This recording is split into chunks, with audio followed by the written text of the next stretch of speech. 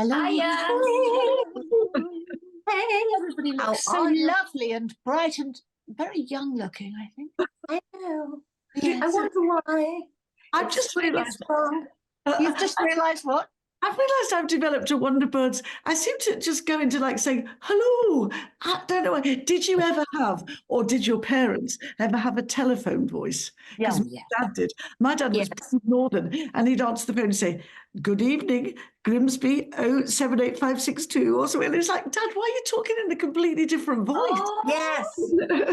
I remember my mum actually being very posh. I mean, she was quite posh, but she used to go, hello, how are you? It was that sort of the BBC would do. My dad really annoying me, and I think, how annoying is that? You just reminded me, my dad had quite a sort of very old-fashioned, posh English accent. He always used to clear his throat, and he'd say, Glenfield 348. Oh, you just reminded me now. You miss him. Your phone number when you answer the phone. Hello, 0754. Can you imagine saying your number now? No one ever says that. Nobody does, also, the other thing is, of course, we always know who's on the phone. Yeah, that's true. Of course we do. You remember the surprise when you go hello and somebody would say hello and you hadn't spoken to them for ages. Oh, the horror. What about the answer machines? Do you remember you used to have the answer machines? You'd press a little thing to another phone and you'd be able to beam into whoever had left a message. Yes. Or you'd be listening to it and you just wouldn't answer it. And then it was somebody you really wanted to hear and you'd scramble across the room and pick it up for that one person. Yeah. Oh my God. Yeah. Isn't that weird that you remember the numbers? So Julie and Nat, did you actually remember your old numbers? I remember my number in Sunderland. Do you? Really? Sunderland 72109. Yeah. And in fact, I think it was 62109 that used to be the bath. So my mother used to have great fun answering the phone when people used to ring up and say, oh, hello, as it's sort of mixed bathing tonight, what's the bit? And she used to say, no, it's naked bathing tonight. And they'd go, sorry? I always remember rubbish like number plates of cars, which fascinates my husband because he can't understand why I would remember that he used to drive E232KLK. But yeah, they're all sort of logged there. I think it's probably because sometimes you have to give your number, and I have to sort of learn it very, very well. Yes. But I can't remember mine at all. I can't even remember the car I've got now. I remember my parents' car, Fab 1. Oh, yeah. Well, yes, of course. Of course. Sorry. What's that, Julie? I had a little green Japanese car. What's the name of the make? Your Kira, Talia had one as well, didn't she? It was like a noddy car. You could almost see feet underneath. It was Morris Minor. No, it was a Fiat. No, if not a Fiat. No, the make, Nissan. It was a Nissan, but it was just small and flat, and it looked like it was out of the 1950s. And it was H79 BGF. Happy 79. Love that number. Big Green Fairy. That's a kind of mnemonic that helps you understand things more. But yeah. Well, my mother had a car called LAF, LAF, something LAF, I remember that. And then another one called, which was 34 Bra. Oh, 34B Bra, I think it was. It was hilarious. Excellent. I remember having one with war on it, WAR. Ooh, that's kind of. I prefer that. It was a maroon something. I can't remember. Austin, no. It was a maroon something like Citroen. This is really boring. When I first met John Chalice, he had a car which was a red Austin, and she was called Ada. And my favourite one was, do you remember Anna Dawson? He was Caroline Dawson, the agent's sister. Yeah. Yes. And she had a Herald, and she called it Hark. Oh. We better bring on our guest, our wonderful guest, who is Elaine Williams, who is aesthetic nurse, but from a fantastic clinic that we go, who's about to become one of our beauty investigators. Well, she already is. She's wonderful. Elaine, come in. Elaine. Hiya. Hi, Elaine. How's my favourite Scouser? I'm very well, thank you. What have you been up to, Elaine? Because we saw you very recently. We did. So we've got the Aesthetic Awards, which will be revealed. So I was there for Aesthetic Nurse of the Year. Oh, so Elaine, you are nominated, aren't you? Yes, I'm a finalist at the Aesthetic Awards, which is a bit like the Oscars in aesthetic medicine in the UK. So super excited about that. And I've been nominated for Aesthetic Nurse of the Year. Congratulations. So super excited. So fingers crossed. Wow. I mean, a lot And of how people many- don't understand what aesthetic means, as an aesthetic nurse means. Can you explain it? Yeah. So to be an aesthetic nurse, you obviously need to be a trained nurse anyway. And then after that, then you become a specialist in aesthetic medicine. So that means you will have undertaken lots of training to understand sort of the face, understand the nerves, the vascular systems, all of those things, and the layers of the skin, the fat pads. There's all kinds of things going on underneath our faces. So we would understand that, and then really understand all the products that we use in treatments, and then we can work out, what's the best thing for somebody. So there's tons and tons of training involved. So I've got a master's with distinction in cosmetic medicine, and I teach on that course as well. I'm also studying a PhD to look at the impact of Botox on mood in perimenopausal women. Wow, that's Ooh. wow. Tell us about that. So that's there's been some research done over the last sort of decade or so, looking at the impact of Botox on people with treatment-resistant major depressive disorder. And so the treatments for the Botox would be across here. Anyway, so they found that there seems to be some good or promising results with that, where people were feeling better.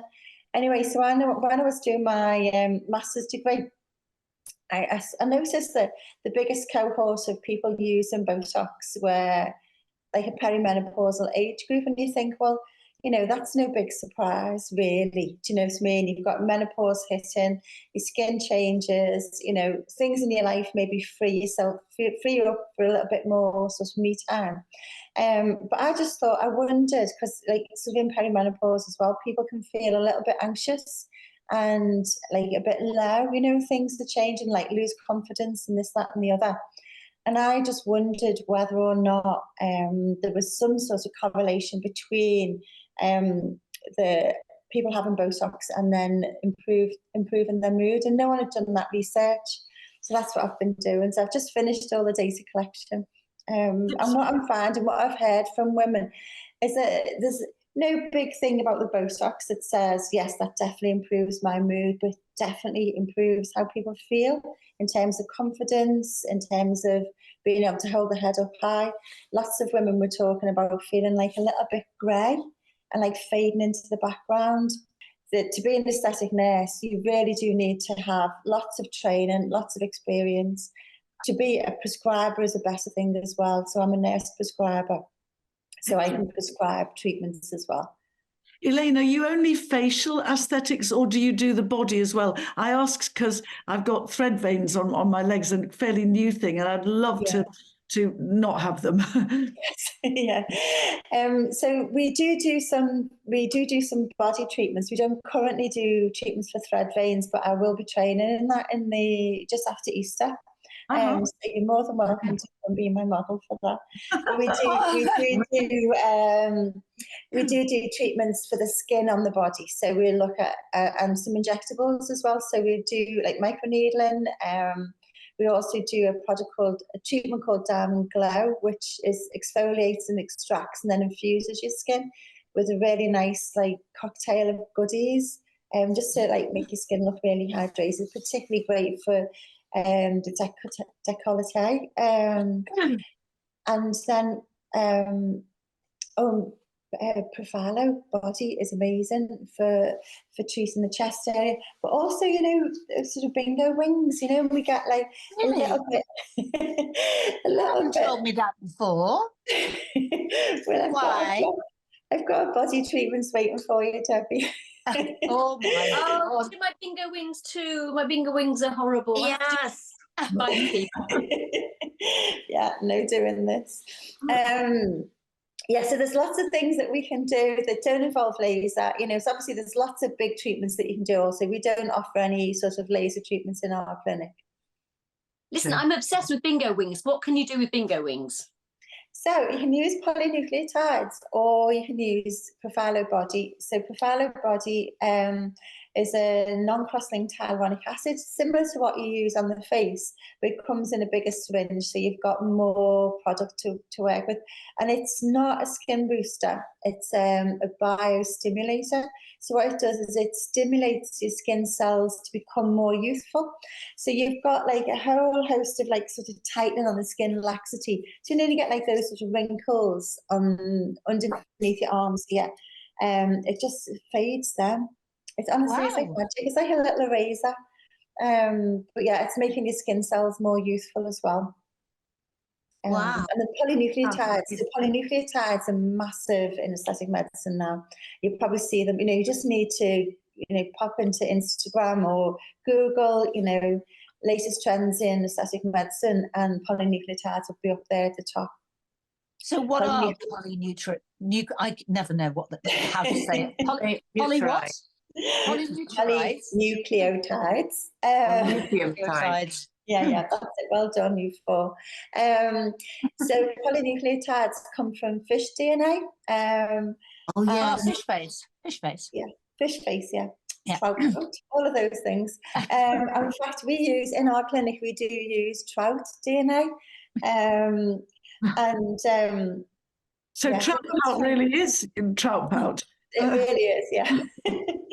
It comes from farmed trout. So the company I use called Chroma, they originally used wild salmon. But what they found is you weren't able to control what the salmon was eating. So you weren't absolutely sure what was in the product that was getting injected.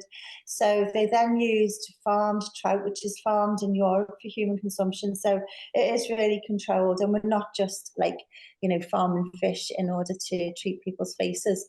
So it would be the waste products that come from the fish, and you can use it for hair, use it for eyes, use it in your face, obviously use it all over the body. And so we've got sort of different strengths. But yeah, what it does, it stimulates your collagen. And because it sits under the banner of regenerative medicine, and because it's regenerative, it is regenerate your skin cells consistently. So you may need a number of different treatments, but it's stimulating the collagen, it's stimulating elastin, it's getting the body to work for itself. Yeah, like I say, after a few treatments, it's looking good. And Elaine, whereabouts are you based so that anyone watching can go and see you? Oh yeah, so my clinic's called EOS Aesthetics, and we're based in Sunningdale near Ascot in Berkshire. Elaine is one of our resident investigators in Beauty Investigates. New series coming out soon on the Wonderbirds channel. How exciting is that? And it's really, really exciting. And she tells us the most incredible things. And we've had the most fantastic treatments with Elaine.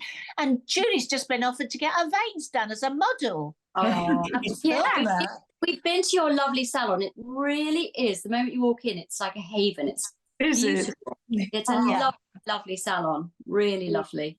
I've never been to Sunningdale, but I've always thought, it sounds lovely. Yeah, it's a beautiful place. It's nice and discreet as well. So we are on actually a residential street, but the street used to be the centre of Sunningdale Old Village. Did it? Yeah. So it used to be really busy. So this area was like I say, the hub, to the high streets at the top, and where we are was always a retail space. But I was just chatting to some of the residents earlier, because I found some old photographs of the street. So we found where the butchers were and the post office and things like this. But yeah, so we're, it's in a really quiet, discreet location, so people can come to the clinic and not really fear that anyone's going to see them. Yes, I mean, I go in there. You mean, as in Beauty Investigates, Natalie and I and Dee go in there, you know, with a Mac on, pair of sunglasses. And everyone goes, you pretend it's an aesthetics place, but really we know what goes on in it. You also cause chaos. You also treat a lot of very well-known people, and obviously it's confidential, but I know that you're one of their sort of preferred clinicians, as we say. Yeah, that's the case, isn't it? Yes, yeah. So I'm a registered or preferred clinician for lots of the companies as well. So for like, if you searched us on like the HA Derma site, which distribute Profilo, you'll find me on there. On Allergan's site, on Reveness, on Tioxane, on Abargi. So yes, so we're there as a safe provider of quality practices, treatments, I should say, sorry. And also we're a CQC registered clinic. So CQC stands for Care Quality Commission. And they're the people who register your GP practices, any healthcare providers like hospitals, dentists. And I did that because in the UK, literally anyone can inject your face if you were willing to let them do that. And I wanted to assure people that I'd have people checking me out, and that, you know, to make sure our hygiene standards are good and that our policies are there, and that we care about our patient journey. So we're CQC registered. So what would your advice be for somebody who was looking for someone to didn't know where to go, where to start, or how to do it? What would your advice be? How would you find somebody, for example, to give you polynucleotides? Did I say it right? No. But you got 10 out of 10 for trying, Debbie. So my advice would be to check them out, do your research, do not just go anywhere. So do your research. You want to look like at Google, so you're looking on the internet for reviews. You can look on the likes of the General Medical Council for doctors. You can look on General Dental Council for dentists, and the Nursing and Midwifery Council for nurses. So you can make sure, if somebody says that they're a nurse, there is a guy, or somebody, I shouldn't maybe say he's a guy, but he is, up north, who is struck off from being a nurse, and he still practices as a nurse. So you can check people out, so you can check out the credentials, and don't be afraid to ask people to see their certificates, to ask how long they've been working in aesthetic medicine for. To ask them what their complaints procedure is, to ask them about what their policies are. These are things that people should be willing to show you, do you know what I mean? You should always get a consultation beforehand as well, so that people spend some time with you, just discussing like what you're interested in, what your treatment goals are, but also then to go through your sort of physical and your mental health history. As well, so it's really important that we really safe and supporting people to come in for aesthetic treatments. But yeah, do your research. Local Facebook groups are very good as well, and Instagram. So it's also looking, if you looked at somebody's social profiles, then you'd want to be checking that the images that are on there look real, aren't filtered, and not just stock images from the companies. So you get a sense of where you're going. And if anything, when you go in there into a clinic, if it doesn't look clean, and you're not offered the opportunity to have that consultation first, then run a mile. What about very young girls, like 15 and 16-year-olds who are getting their lips done and stuff like that? I mean, you won't do that, will you? I mean, no, it's illegal. Yeah, it's illegal in this country. So our clinic only treats adults, and generally we don't treat 18-year-olds either. So it's 18 and above in the clinic, but generally it's sort of mid-20s onwards in this clinic. But yeah, there are some moves in terms of legislation in this country. So hopefully we're going to move in the right direction. So they're looking at a licensing agreement to say, you need these qualifications to offer these treatments and so forth. What they're not currently saying is that you need to be medically trained. Mm-hmm. Why? I'm not sure, Debbie, to be honest. I think partly, people aren't seeing that it's a medical treatment. They're seeing it as a beauty treatment. So some of the treatments that we do this thing that we would call beautification. So it makes somebody maybe, it's not something that's necessary. not that any of these treatments are necessary, but you know, some of them are about restoring like sort of fat loss and things like this. But sometimes they're just viewed as like, you know, getting your nails done, getting your hair done, you know, that type But of thing. even so, even by getting, you know, the treatments that you have, even, you know, getting spray tanned or even getting waxed, you still have to show your certificates or get that far. Yeah. But whereas you don't to inject people, do you? No, well, I mean, anyone can get trained, you see. There's no legislation around the training. So That's ridiculous. yeah. So at least with waxing, you know, you've got like, you know, you need to be like a level 2 beauty therapist to do waxing. And But the you same don't like, to inject. no. Outrageous. Isn't it? It literally is outrageous. I know somebody who, one of my patients told me the woman who owns the cleaning company that cleans her house is now knows how to inject Botox. So you'd be like, what are you doing today? Cleaning the toilet or injecting my face? I hope she doesn't get confused. You know, imagine. But it is quite my shocking. God. Yeah, so it's really, really, really important that you do your research and don't be shy about doing the research. I love it when people come in and say to me, so tell me about your background, tell me about what you've done, you know, because we've invested a lot. You know, I've been working for 15 years in aesthetic medicine. And I think one of the things that we do here, we don't rush people. But anyway, so we've got lots of things to talk about. And I think it might be quite interesting for people to, you know, to message the Wonderbirds about things they would like to hear about. Because then we could do some answering, or maybe we could do like a Q&A on Instagram or something.